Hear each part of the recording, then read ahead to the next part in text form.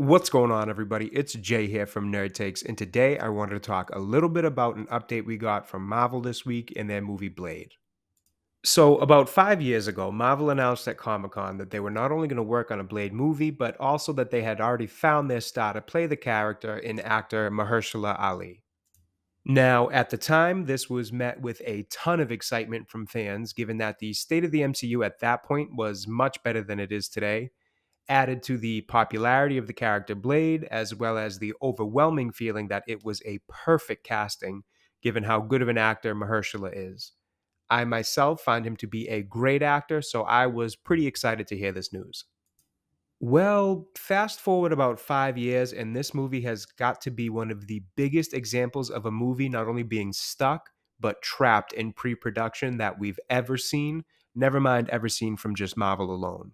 The script itself has been entirely scrapped and rewritten so many times that I've honestly lost count.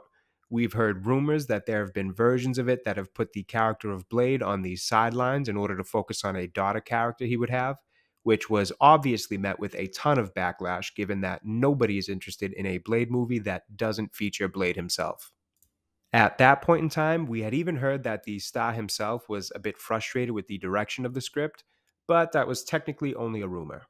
Since then, we've seen about six different writers be attached to the project with major script rewrites and, in some cases, scrapping the entire current version of the script at the time of each of these new writers coming on board.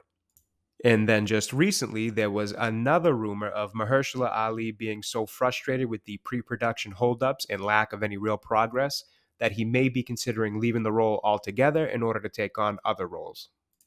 And now this week, we got another bit of news that Marvel has now lost its current director for the project, Jan Demange, who is now the second director to have chosen to walk away from this movie.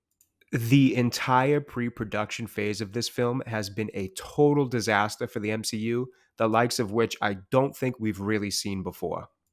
Now, Marvel has made a bit of a habit of having extensive reshoots for their movies and more recently rewrites to the scripts based off test screenings. For example, the upcoming Captain America movie has suffered through some of these issues, but I'm not sure we've seen them have this much of an issue getting a project to actually even get a final version of a script and begin real production in the entire history of the MCU, which overall speaks to the absolute mess, disaster, and failure that the MCU has become over the last two phases.